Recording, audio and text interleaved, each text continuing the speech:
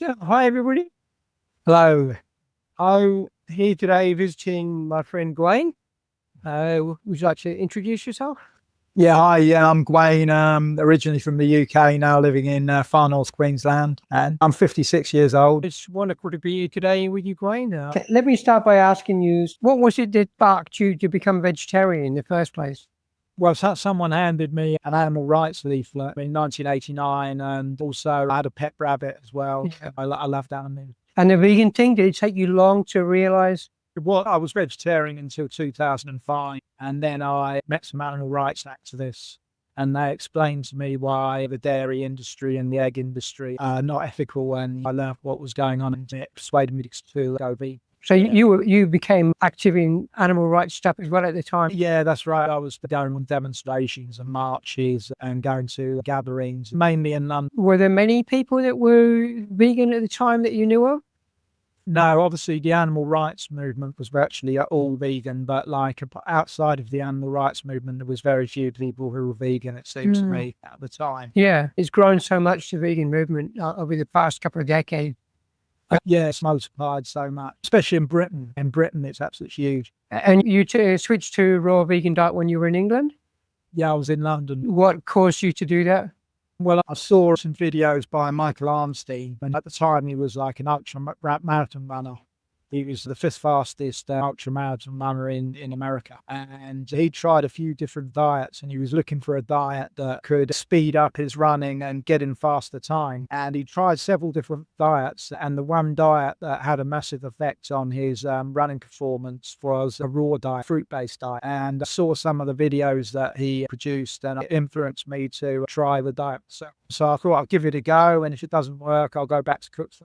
Did you consider yourself much of an athlete at that time? No, not really. I just wanted to be healthy. I wouldn't say I was an athlete. I was just like, I do a bit of running to keep fit. Yeah. That's all it was. I wasn't competitive. I just like to keep a reasonable level of fit. But I know that nowadays you do weightlifting every morning. Yeah. I do weight training, like 6 days a week. Yeah. Because a lot of people out there, they think, well, you can't even be vegan and lift weights, but you're a raw vegan. And also I know there's a lot of other people that do it as well, that are vegan, and even more raw vegan fruitarian. You can lift a decent amount of weight. Sure, it's all about training. I know that for myself, I consider myself quite weak, really, in comparison to a lot of people, because I don't train. But I know that some years ago, I was working on a farm and I started picking watermelons. And to begin with, it was like hard work. But after I'd been doing it for maybe a few weeks, I was picking 2 tons of watermelon in 4 hours and feeling really good for it. So my muscles soon built up when I started using them. But because I'm not really using them for much. You look pretty healthy to me. Yeah, I feel healthy enough. I just don't have much muscle, that's all. But yeah, you're good proof to show that you can build up muscle when you're on a raw diet. So when you transited to raw, was that easy for you? Or did you have some period of time where you were like constantly craving cooked food? Because I know for most people, it's very, very difficult to just go from one day to the next. No, I found it relatively easy, really, I think, yeah. But you never fell back eating cooked food? No, never, no. Yeah. Remarkably strong character. Yeah. Yeah. Because myself, I would be constantly tempted. I was surrounded by temptation all the time. I was so used to eating a lot of stodgy foods, even though they were vegan. But you weren't. Well, when I was eating cooked food, I think I was eating a fair bit of fruit and veg as well, but not as much as when I went fully raw. So in that sense, when you smelt things, you weren't tempted by them? No, not really. Obviously, there are smells of cooked food that smell very nice. Don't get me wrong, but I got such an energy boost from going raw. My energy doubled and I was thinking a lot clearer and I didn't want to lose that. So even when you smell like some cooked food and it smells really nice, you just think to yourself, well, it's not really worth the sacrifice, in my opinion. But there come a time when those smells stop becoming appealing.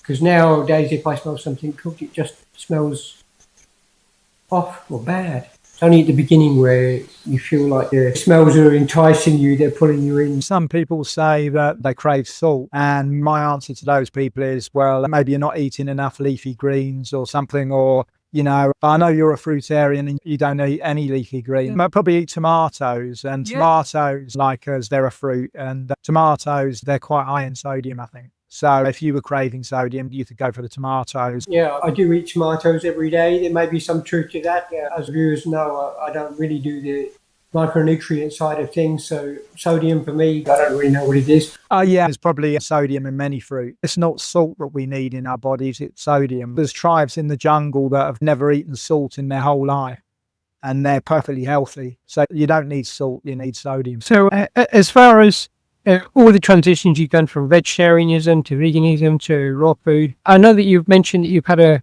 more energy and better clarity of mind, especially after going raw. Yeah. But were there any other major or not so major health issues that were healed? Not really. The main thing really was like double energy and a clearer mind. And it's always been that for me, really.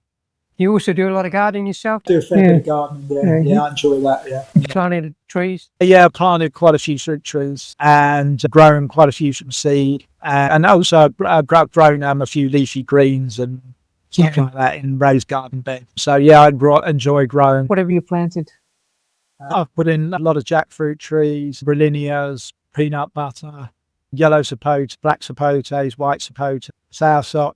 Yeah, I've put quite a few durian in. Yeah, Gawain's quite privileged in the fact that the area he's in, the durian will grow. Unfortunately, where we are, it's too dry. But the wet has also disadvantages because there's more mold and more march flies and more mosquitoes. Yeah, the durians grow quite well where we. Also, the brillinias and the jackfruits grow very quickly where we. So, how long have you been in this part of the world now? Well, Australia. I've been in Australia 5.5 years. 5.5 years. So, is that long enough to have actually planted those seeds and grown the tree and eat the fruit from it? No, but I think by next year, some of them will be fruiting. There might be one or two peanut butter trees that are plant fruiting, but other than that, no, not really. But I think, yeah, some of the jackfruit trees will fruit next year. Because that's one of the good things about this part of the world. We've got such a variety of fruit trees. What about you? You do a lot of gardening yourself? Yeah, well, you've seen our garden. It's I've probably got like 150 fruit trees I put in. Some of them obviously are fruiting already. We're eating the jackfruits and oranges and mandarin, white spotted. Oh, lots of different fruit. We'll have to make a video sometime with a garden. We do intend to do that, but just prioritizing other videos. But yeah, we got a lot of fruit trees in the ground. And you like foraging too. Are there a lot of trees that are growing wild around the area that you live as well that you can go and forage from? No, not so much. There's a lot around Ellis Beach and so Daintree, I think there's a lot. Yeah. I stayed in Woodhull for a month. I foraged a lot there. I love foraging and I've foraged a hell of a lot of fruit in Australia. It's been absolutely amazing. I think this part of the world is like one of the best places. You reckon, yeah. You know, if anyone knows a better place in the world for foraging, I'd love to hear about it. Well, one of the great things about this area of the world is a lot of the people that came here, they were quite adventurous. And earlier in the day, going back a few decades, it was much easier for them to travel and come back and bring fruit with them. So we had a lot of people that were quite adventurous and they'd travel the world. They would find exotic fruit, bring the seeds back, plant them here. So we've got fruits that grow from all around the world growing in, well, I would say within 100-kilometre radius of here, we've probably got more variety of fruit trees than anywhere else in the world, as Gawain said that. And this is why it may be easy to forage because those fruit seeds have been dispersed everywhere. And so what kind of fruit have you foraged here? I foraged a lot of mangoes, so a few jackfruits, one or two other few yellow sapote and stuff like that, but mainly mangoes. So you were living down on Ellis Beach for a while and practically living on the mangoes that were growing down there. Yeah, I lived on Ellis Beach for about a month. Yeah. I was like virtually living entirely off mangoes, wild mangoes. Then bathing in the sea afterwards. Yeah. I foraged a bit of noni around my area. You like noni? It's not my favourite fruit, but what I tend to do is I'll often put it in a blender with a sweet fruit, mix it up, and it's a nice kind of sweet concoction. Yeah, it's not everybody's cup of tea. Noni fruit, also called the cheese fruit. Some say it tastes a little bit like vomit with a slight hint of acid reflux. And it smells very, very strong. Yeah, some people say it tastes like blue cheese. I personally also can't eat much of noni. It's got very unique properties, noni. You can put it in a glass jar, and when it's ripe, it just starts sort of melting, and you get the juice out of it. and we put the juice in with other things, mix it in with other things. So that's what we do. We've got noni trees running in the garden. It's actually nice when you mix it with a bit of avocado or something. It's supposed to have a lot of health. I remember I was in Brixton once, and someone had a stall and they were selling some noni juice, and the size of the bottle was like that big, and you wanted like £10 for the bottle. Oh, which is like really shocking. Yeah, if you want to buy exotic fruit in England, it's not going to be cheap. No. None of it really. So yeah, when you came here, you would have tried heaps of different fruit. Yeah, within a month of coming to Australia, I tried at least a dozen new fruits that I've never tried before. And what about the climate? Was it a shock for you from leaving England to come over here and get hit with that wall of heat when you got off the plane in Cairns? Well, I loved it. But first of all, I went to Borneo for 7 weeks. So you'd already acclimatised. And I went from London to Borneo. Yeah. I stayed there for 7 weeks. And then I came to Far North Queensland after that. I had a brilliant time in Borneo as well. But Far North Queensland, yeah, fantastic weather. I love it. Were you eating the durians in Borneo? And I didn't have any durian. I did see a little bit, but I didn't really have any. The main place that I stayed in, there wasn't really any durian in the market. Had you tried it before? Yeah, I tried it in London. Someone had some imported durian. You know, in Chinatown in London, they sell durian. It's very, very expensive in London. I bought a small durian. It was like £25 or something, but it's quite small. They've probably gone up since then anyway, because durian keeps rising the price of it. Even here, it's difficult to get hold of and expensive. If you're not in the tropics, a good place to go is like a wholesale market. When I was in London, I used to go to a wholesale market once a week, and that's where the market sellers buy their fruit. The one I used to go to in London was called Spitalfield, the size of a football stadium, and it had a lot of unusual fruits in it as well. You don't have to be like a licensed seller. No, that was the good thing. They didn't really care whether you were a market seller or not. The only thing is you have to buy fruit from the box. So I used to go on the tube with a warehouse trolley. I'd put boxes of fruit on the warehouse trolley and take it back. Good on you. And nothing. If you don't live in the tropic, you want to get hold of it's a good way to do it. Absolutely. Yeah. Did you ever dumpster dive? I've dumpster dived, yeah. You can get some really good stuff dumpster diving if you go to the right place. That's right.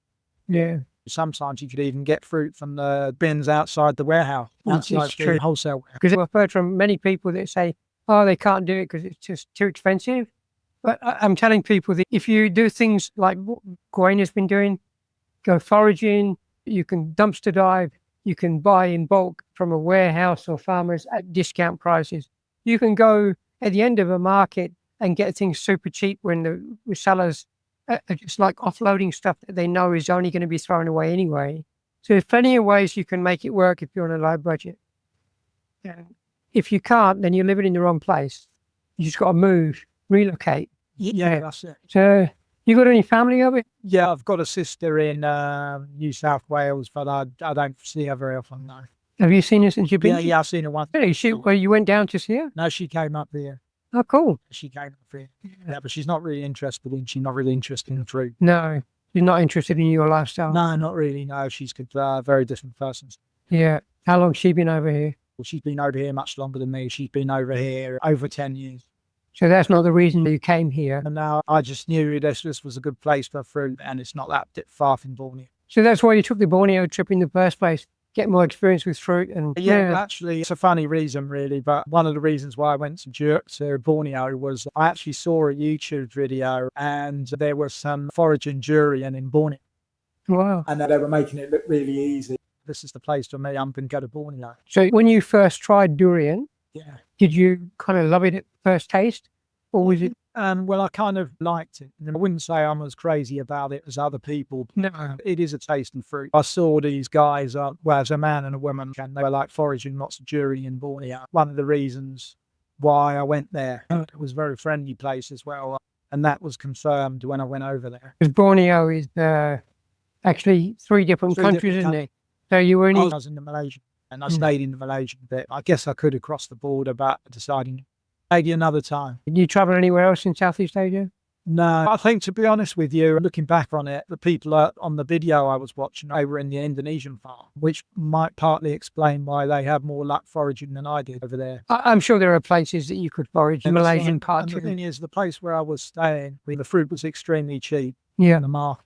Yeah. Probably a quarter or a fifth of the price of fruit here. Yeah. Indonesia, even cheaper from my experience. Yeah. Yeah. Do you still feel like you want to travel? Yeah, I don't think Australia is my final destination. I think I'd love to go to India and the Philippines and other places as well. So what percentage of your diet would you say was fruit? Certainly at least 75, 80%, I'd say. What are your feelings about eating only fruit? Just okay. I think there's nothing wrong with that. In fact, when I was in Borneo for 7 weeks, that's exactly what I did. I was 100% fruit. Do you have aspirations to do that? Don't think I'd do that long term, to be honest. Yeah. Not that there's anything wrong with it, but No. I just don't think it's for me. No. But I admire people who do it. Yeah. I can understand why people would want to be fruitarian. Yeah. And that's so.